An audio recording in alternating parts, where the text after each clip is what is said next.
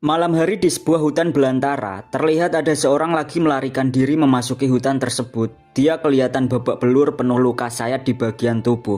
Kelihatan kayak lagi dikejar sesuatu. Namun sialnya kakinya kejerat akar pohon. Dia sempat kaget dan ngebuat dirinya terjun bebas ke jurang. Habis itu dia nyadar kalau ada yang gak beres. Kakinya ternyata gak bisa lagi digerakkan. Nyadar kalau kondisinya sedang terpuruk. Dia nyoba maksa batas tubuhnya.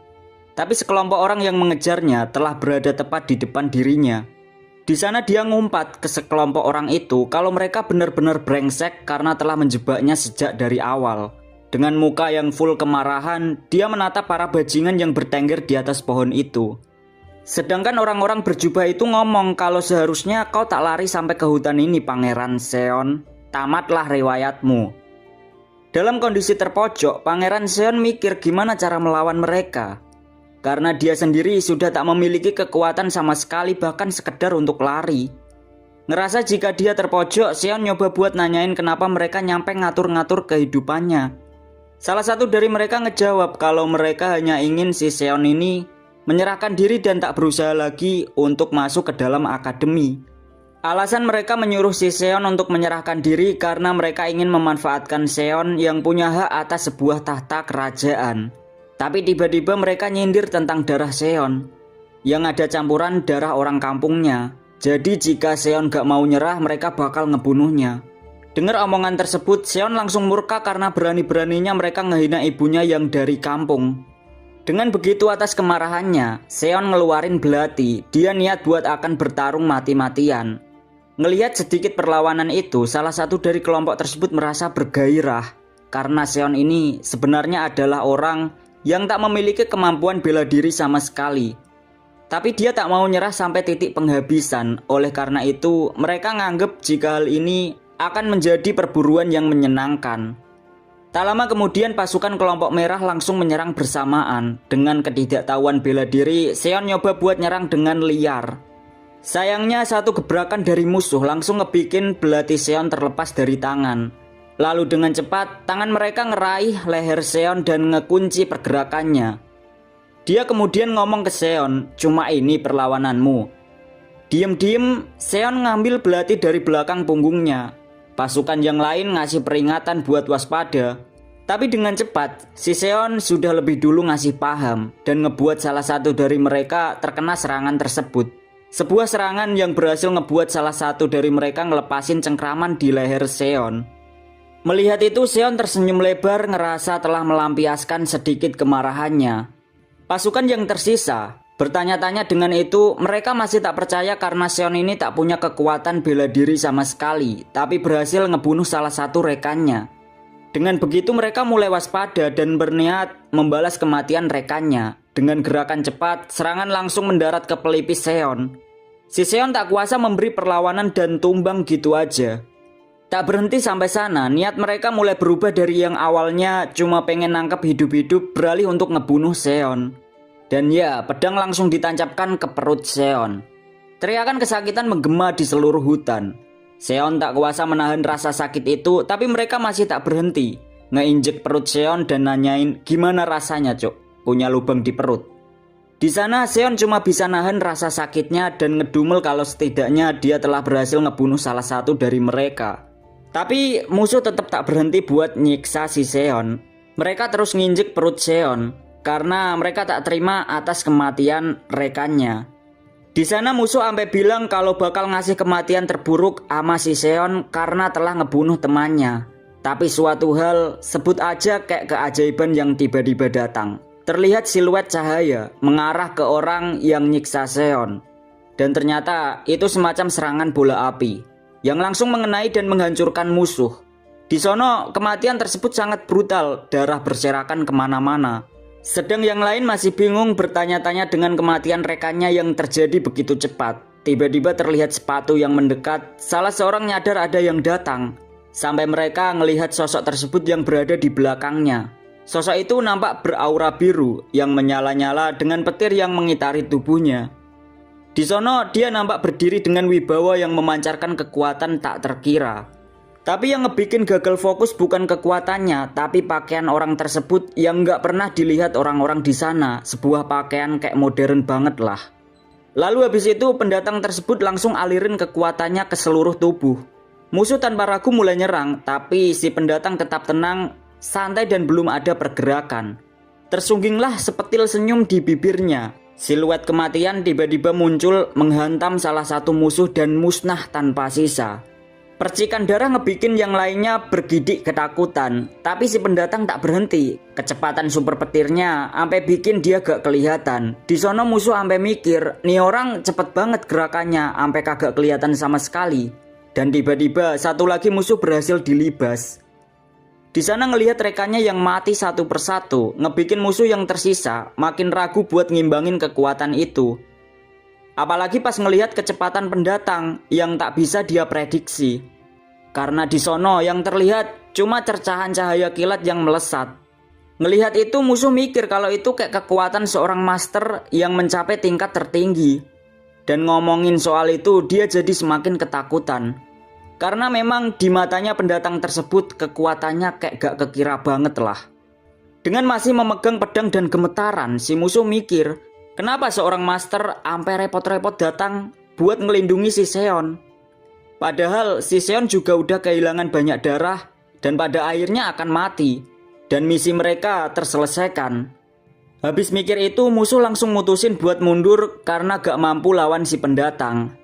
Tapi saat sedang kabur dan melompat terbang ke udara, si pendatang cuma ngangkat tangannya yang diliputi kekuatan petir itu. Lalu tiba-tiba kriak. Tubuh si musuh hancur luar dalam. Ngelihat semua musuh ditumpas habis, Seon yang sekarat masih sempet-sempetnya senyum ngelihat kematian mengenaskan musuh-musuhnya. Tapi tubuhnya tak kuasa nahan luka. Dan di kondisi sekarat ini, dia dengar kalau si pendatang baru saja memanggilnya leluhur. Akan tetapi pandangan Seon sudah kabur dan ia tak sanggup ngelihat si pendatang tersebut. Dalam kondisi putus asa dan ngerasa sekarat itu, Seon telah pasrah dengan hidupnya. Sedangkan si pendatang melihat sesuatu dari jam tangannya dan dia ngerasa kalau bakal ada musuh lain yang datang. Oleh sebab itu dia buru-buru ngeluarin sesuatu dari sakunya. Di sana dia ngomong kalau saat ini belum bisa ngajarin ke Seon dan hanya bisa ngelakuin uji coba. Habis itu karena kondisi Seon yang hampir mati, dia langsung nyuntikin alat yang sebelumnya ia ambil ke dalam tubuh Seon. Sembari memasukkan cairan ke tubuh Seon, dia ngomong kalau sebenarnya dirinya sendiri ngeri ngelakuin ini.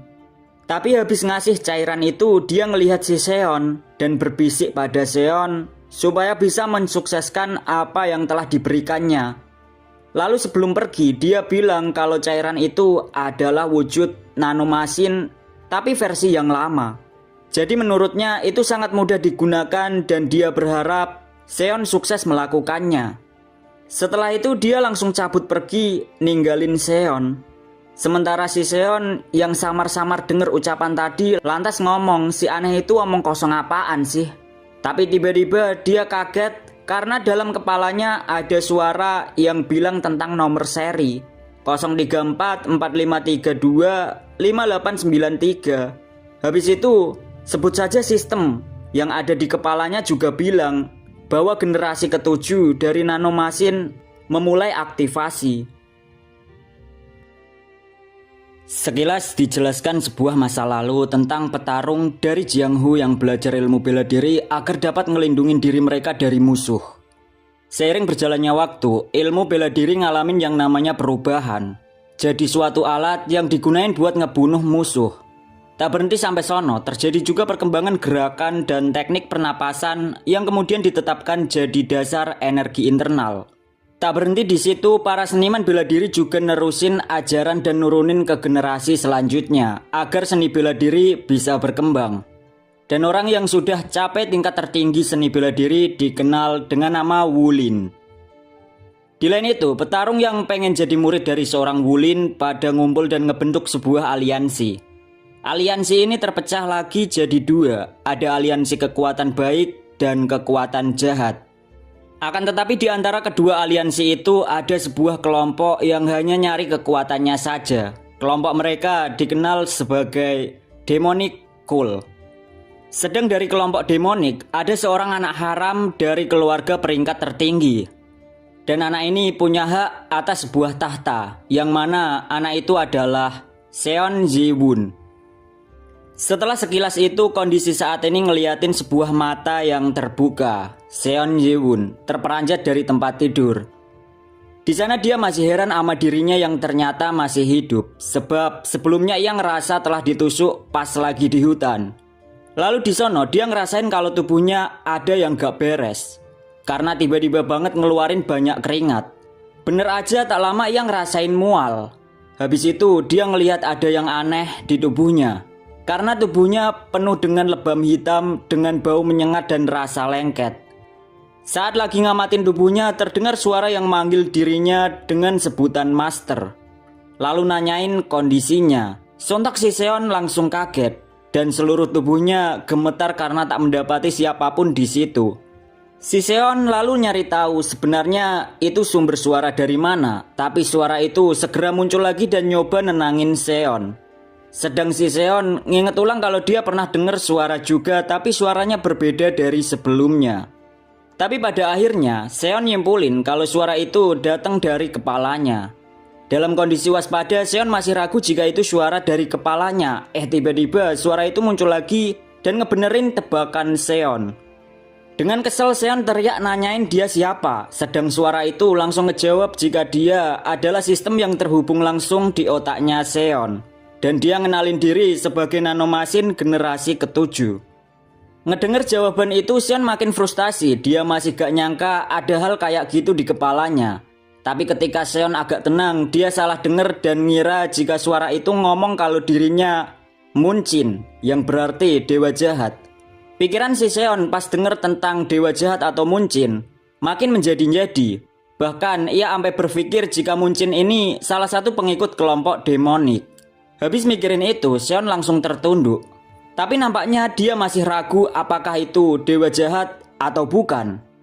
Di tempat lain, seorang pengawal ngebawa dokter. Di sana mereka ngobrol bahas soal percobaan pembunuhan. Si pengawal ngomong kalau dia gak nyangka Pangeran Seon disuruh terjun langsung ke lapangan. Sedang si dokter ngejawab kalau hanya itu yang bisa dilakukan, sebab si Seon bakal menjadi kelas pertama petarung Jianghu. Tapi di sono si dokter juga sedikit kaget karena dia ngerasa ada keajaiban sebab si Seon bisa keluar hidup-hidup setelah ngalamin percobaan pembunuhan. Ngedenger itu si pengawal bilang kalau dia mikir jika Pangeran Seon bisa selamat karena ada yang ngebantu tapi dia gak tahu siapa yang ngebantu itu. Lalu si dokter nanya, emangnya kau gak ngelihat jejak pertarungan pas kau pergi ke lapangan ngelihat kondisinya langsung? Di sono si pengawal langsung inget saat di lapangan dia kebingungan pas lihat kondisinya langsung. Karena di sono dia ngelihat banyak mayat yang begitu mengenaskan kondisinya, yang berasal dari kelompok orang-orang demonik. Di antara mayat-mayat juga masih ada salah satu mayat yang tubuhnya utuh.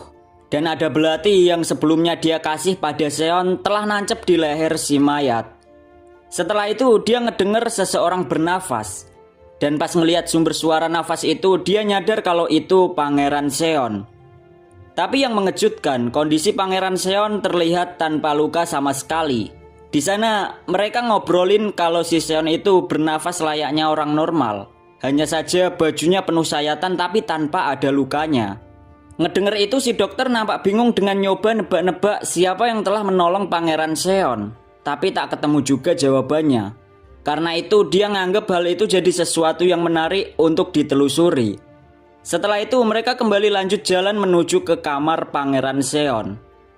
Sedangkan di kamar Seon masih kayak orang gak waras. Di sono dia nanyain apakah dewa di kepalanya itu telah nyelamatin hidupnya. Dan si sistem ngejawab kalau dia nyembuhin tubuhnya bukan nyelamatin.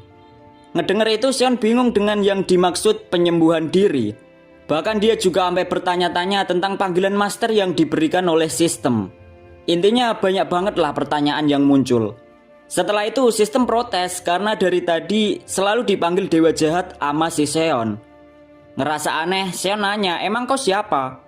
Kemudian sistem tersebut langsung ngirim informasi tentang dirinya ke dalam kepala Seon. Setelah nerima informasi itu, spontan Seon langsung kayak kesamber petir. Dia ngerasa tubuhnya kagak mampu buat nerima informasi secara spontan. sehingga ngebuat tubuhnya langsung pusing dan mual. Sampai akhirnya muntah seketika.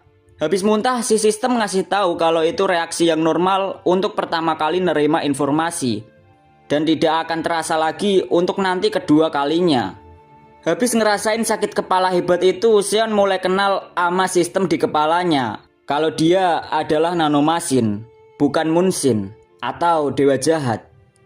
Habis itu si Seon nanya, kalau begitu berarti ada ribuan nanomasin dalam tubuhku. Si sistem ngejawab kalau lebih tepatnya ada 6482 bla bla bla bla. Sebuah nanomasin berada di dalam tubuhnya. Ngedenger itu si Seon masih ragu sama kenyataan saat ini. Dia spontan nanya ke nanomasin, apakah bisa dikeluarkan dari tubuhku? Di sono nanomasin ngasih informasi kalau sistemnya diprogram untuk bisa keluar ketika si Seon sudah mati. Sebenarnya saat ini Seon ngerasa kalau lagi banyak masalah di hidupnya. Mulai dari saudara-saudara tirinya yang ingin ngebunuhnya, sampai sekarang ada nanomasin bersarang dalam tubuhnya. Di sana Seon masih ragu dan nanya kenapa bisa terjadi padanya. Sampai Seon nyimpulin kalau berarti kemarin si Nano ini yang ngebantu dia buat hidup lagi. Tiba-tiba dari luar kamarnya, pengawal dan dokter datang. Ngedenger suara dari luar kamarnya, Seon langsung panik dan nyuruh si sistem buat diem. Karena dia takut kalau disebut gila karena ngomong sendiri ama kepalanya. Habis itu Seon langsung kembali ke atas ranjang dan pura-pura sakit. Sedang si sistem langsung berubah ke mode senyap. Sementara pengawal dan dokter mikir kalau mereka ngelihat Seon yang masih tidur. Lalu si pengawal ngelihat ke arah Seon dan nyadar kalau dia sudah bangun. Buru-burulah si pengawal ini mastiin kondisinya. Tapi dia langsung berubah ekspresi saat dekat sama Seon. Dia ngerasa ada bau nyengat yang gak banget lah buat dihirup. Begitupun sama si dokter yang ngerasain hal sama. Tapi setelah itu si dokter ngomong ke Seon kalau mereka udah pernah ketemu. Dan Seon ingat jika dokter tersebut adalah orang yang dulu ngerawat ibunya. Habis itu si dokter bergegas buat meriksa kondisi Seon. Saat meriksa aliran darah di tangan Seon, si dokter terkejut. Dia kayak gak percaya pas meriksa itu. Di sana dia ngomong kalau ada yang aneh. Sedang si pengawal ngedenger dokter tersebut ngomong ada yang aneh, si pengawal paniknya bukan main. Sedang dokter terus-terusan ngomong kalau sesuatu terjadi keanehan pada tubuh Seon. Masih diliputi rasa gak percaya, dokter lalu ngomong kalau tubuh Seon baik-baik aja, bahkan arus energi miliknya juga kembali aktif. Ngedenger itu semuanya langsung kaget. Terus si dokter ngomong kalau kondisi Seon gak ada masalah sama sekali. Setelah ngedenger penjelasan dokter, Seon nginget beberapa waktu lalu pas ngelihat kondisi tubuhnya yang emang gak ada luka apapun.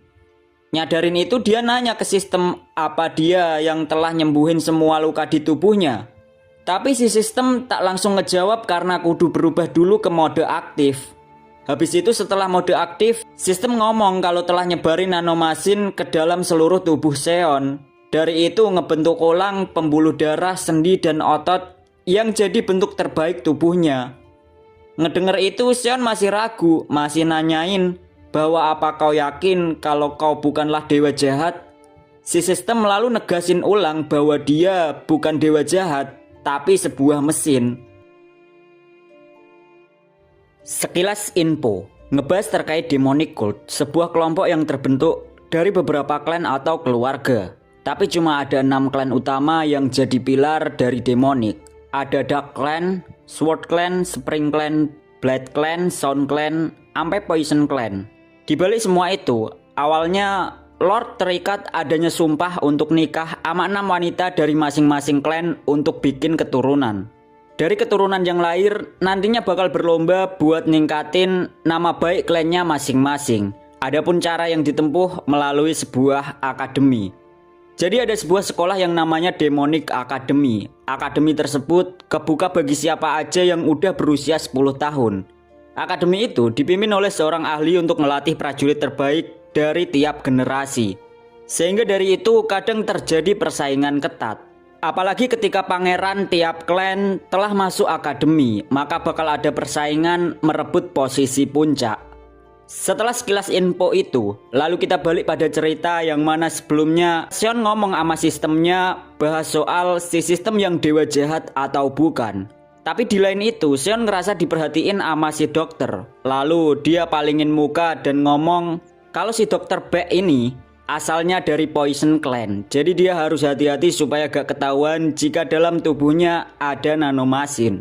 Habis ngedumel masalah itu, si Nano ngomong kalau teknologi era sekarang kagak bisa deteksi keberadaannya. Jadi santai saja. Di sisi lain, dokter Baek masih mikir kalau si Seon ini pasti dapat bantuan dari seseorang. Lalu setelah mikirin itu, dia ngomong bakal tetap bikin resep buat bantu mulihin tubuh Seon. Walaupun sebenarnya tubuh Seon tak ada masalah serius. Habis itu dia segera balik dan nyuruh pengawal buat jaga si pangeran Seon tersebut. Sedang saat udah di luar kamar, si dokter ini masih kepikiran kenapa si Seon bisa ada perubahan. Padahal pas dia nginget dulu, waktu Seon masih kecil, dia yakin kalau Seon itu amat sangat lemah tubuhnya dan harus mati-matian buat naikin peringkatnya. Ditambah si Seon juga sama sekali tak punya pengetahuan akan ilmu bela diri. Dan yang ngebuat si dokter heran adalah perubahan Seon saat ini. Karena dia bakal bisa berlatih bela diri dengan baik dan akan lebih baik dari pangeran lainnya. Di sono si dokter kayak kagak terima banget soal perubahan tubuh si Seon. Karena dia mikir jika si Seon termasuknya anak haram dari sang lord. Tapi dari itu si dokter kepikiran apa jangan-jangan si Seon diem-diem dibantu ama sang lord. Tapi jika demikian harusnya Seon gak perlu lagi buat ngerebutin pengakuan untuk capai puncak. Habis mikirin itu, sekilas dokter juga kepikiran kalau sebentar lagi juga bakal ada pembukaan Demonic Academy. Dan semuanya akan jadi jelas setelah pembukaannya nanti. Sementara di sisi lain, Seon kayak kepikiran tentang apakah tadi si dokter nyadarin dirinya aneh atau tidak. Tapi dia nyoba nepis pikiran itu dan mikirin tentang kenapa dia masih hidup. Satu kesimpulan lebih dalam, dia ngelihat ke arah pengawal dan nyimpulin kalau semuanya berkat pengawal yang bernama Jang tersebut. Dan walaupun ada nanomasin yang telah nyembuhin tubuhnya, jika pengawal Jang tak datang tepat waktu, entah apa tapi bakal ada sesuatu yang mengancam nyawanya lagi. Maka dari itu dia berniat ngucapin rasa terima kasih pada pengawal Jang. Tiba-tiba si Jang langsung motong omongannya dan dia minta maaf dulu. Lalu dengan muka yang kayak sinis pol, Jang ngomong kalau baiknya Seon mandi dulu. Ngedenger itu Seon cuma cengar-cengir. Singkatnya, Seon akhirnya mandi. Karena gabut, dia nyapa si Nano lalu nanya tentang seberapa besar penyembuhan diri yang bisa dilakukan oleh si Nano ini. Si Nano ngejawab kalau luka dalam dan luka luar dapat disembuhkan dengan cepat. Tapi kalau kehilangan banyak darah dan kepala putus, bisa merluin banyak waktu karena butuh lebih banyak sel. Ngedenger itu Seon kagak ngerti sama sekali dengan bahasanya yang ngebahas masalah sel. Tapi intinya dirinya bisa sembuh gitu aja dah pokoknya. Habis itu Seon mikir untuk melihat pembuktiannya, yaitu dengan nyoba ngelukai dirinya. Bener aja dia ngambil pisau dan langsung nyayat telapak tangannya. Seketika sistem langsung masuk ke mode penyembuhan diri. Dan bener aja spontan keluar aura hijau, sebuah tanda jika lagi ada penyembuhan. Tiba-tiba hal lain juga baru disadari ama Seon. Dadanya, perutnya, semua berotot. Karena itu Seon nanya apa itu juga ulah si Nano. Di sono Nano benerin itu karena dia telah ngebentuk ulang tubuh si Seon. Tak lama kemudian datanglah seorang pelayan yang mengalihkan perhatian Seon. Pelayan tersebut membawa pakaian. Kemudian memakaikan pakaian tersebut. Habis itu Seon kembali nyapa si sistem. Di sono dia pengen manggil nanomasin dengan sebutan Nano. Habis netapin itu Seon nanya kalau sekarang dia lagi ada di ruang belajar, apa yang harus dia lakukan. Si Nano lalu menyuruhnya buat ngelihat buku dan membalikkan setiap halamannya. Lalu Seon ngambil buku bela diri yang cuma ada satu, yaitu buku Trijasim. Sebuah buku bela diri tentang titik darah dan chi, yang ngajarin metode pernapasan untuk melatih pikiran dan tubuh. Dan buku tersebut sangat amat sulit untuk dipelajari olehnya. Bahkan jika dia berlatih sampai sepanjang hidup, sangat sulit untuk mencapai tingkat terendahnya. Lalu habis itu Seon mulai untuk ngebolak-balikin halaman. Dengan cepat tangannya langsung bergerak, matanya fokus ngeliatin setiap halaman supaya kagak ada yang tertinggal. Lalu dia ngomong ke Nano kalau udah selesai. Di sana si Nano lantas ngejawab kalau semua isi halaman berhasil dipindai. Habis itu Nano ngirim informasi ke otak si Seon. Awalnya Seon bingung dengan yang dimaksud ama Shinano tentang ngepindai tersebut. Sampai Seon kemudian memahami kalau itu semacam ngekopi informasi. Tiba-tiba secara spontan tubuh Seon ngalamin respon setelah nerima informasi tersebut. Di sana dia ngerasa telah kebanjiran informasi yang penuh di kepalanya. Setelah selesai nerima semua transferan informasi itu, Shinano ngomong kalau Seon udah bisa gunain ilmu yang baru saja ditransfer tersebut.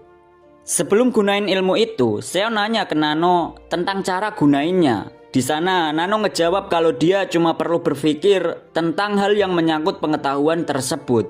Awalnya Seon nyoba mikirin tentang titik darah, yang ketika dia mikirin itu dia ngomong jika titik darah dibagi jadi dua jenis. Yang satu dapat digunakan buat ngelumpuhin dan satunya dapat digunakan buat ngebunuh. Dan jika titik darah yang dapat melumpuhkan ditekan, maka tubuh orang yang ditekan akan jadi lumpuh.